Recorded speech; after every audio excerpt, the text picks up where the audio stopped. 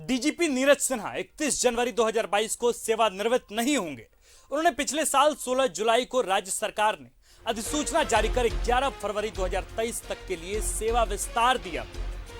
नीरज सिन्हा अपने पद पर 31 जनवरी को सेवानिवृत्त होने के बाद भी पद पर बने रहेंगे। इस संबंध में राज्य सरकार ने केंद्र को भी अवगत करा दिया है।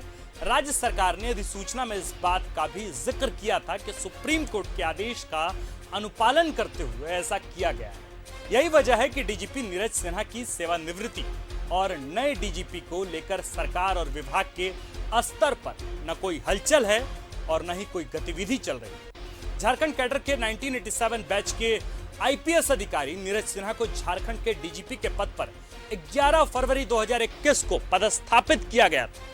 31 जनवरी 2022 को सेवानिवृत्त होने वाले थे। इस प्रकार अब उन्हें सेवानिवृत्ति के बाद 1 साल का एक्सटेंशन मिल गया, तो बने रहेंगे डीजीपी।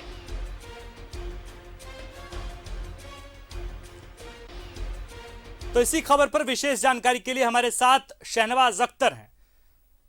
इस खबर पर विशेष क्या रिपोर्ट है शहनवाज जी?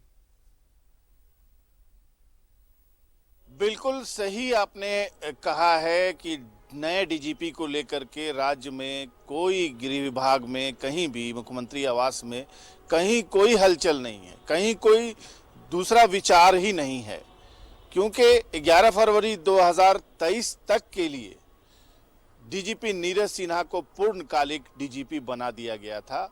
और उस संबंध में चूंकि 31 जनवरी को उनका रिटायरमेंट है, लिहाजा गृह विभाग में औपचारिक सूचना झारखंड सरकार की गृह विभाग द्वारा भी भेज दी गई है जी। अब कोई कहीं पर भी ये चर्चा नहीं है प्रशासनिक हलकों में कि कोई नया डीजीपी सरकार तलाश रही है। नीरज सिन्हा 2023 के 11 फरवरी तक डीजीपी बने रहेंगे। दरअसल कुछ रिमर मॉन्गर्स हैं और पुलिस विभाग की ही कुछ गुटबाज लोगों की ये हरकत है कि वो अन्य सोशल मीडिया और दूसरे मीडिया हाउस को फोन करके अनर्गल चीजें छापने के लिए आग्रह करते हैं, बल्कि कुछ स्रोत गुप्त स्रोत के आधार पर ये खबरें उड़ाते हैं और इस तरह से बीच बीच में कभी सरकार के गिरने की, कभी किसी में शामिल होने की, इस तरह की हरकतें झारखंड में कोई नई नहीं है। इसी तरह डीजीपी के हटाए जाने को भी लेकर के चूंकि 31 तारीख को उनकी सेवानिवृत्ति है, ये चीजें उड़ाई जा रही हैं, लेकिन हमारे जो सोर्सेज हैं उसके मुताबिक कहीं पर किसी तरह की कोई बात, इस तरह की कोई विचार है ही नहीं।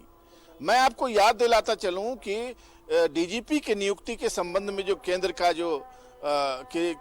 का जो आदेश होता है या केंद्र ने जो नियम बनाए हैं उसके हिसाब से 2006 में प्रकाश सिंह बनाम भारत सरकार का एक मामला आया था, जिसके आलोक में सुप्रीम कोर्ट ने ये आदेश जारी किया है कि कोई भी व्यक्ति जिसको राज्य में डीजीपी बनाया जाएगा, चाहे वो 3-4 महीने बाद ही रिटायर क्यों ना हो रहा हो, 2 साल तक वो व्यक्ति डीजीपी रहेगा।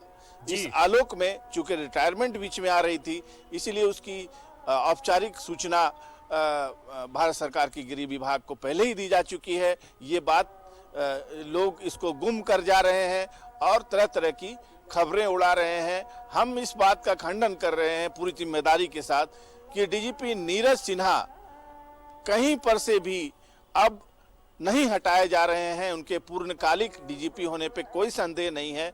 सरकार के मन में भी कोई इस तरह का कोई विचार नहीं है। सिर्फ पुलिस डिपार्टमेंट की अंदरूनी गुटबाजी और लॉबिंग का ये दुष्प्रचार था और इसमें कहीं कोई भी दम नहीं है। निश्चित तौर पे शहनवाज, तो डीजीपी को एक्सटेंशन पीरियड मिल गया है और इसकी खबर शहनवाज ने पुष्टि कर दी है। तो बहुत बहुत शुक्रिया शहनवाज तमाम जानकारी के लिए।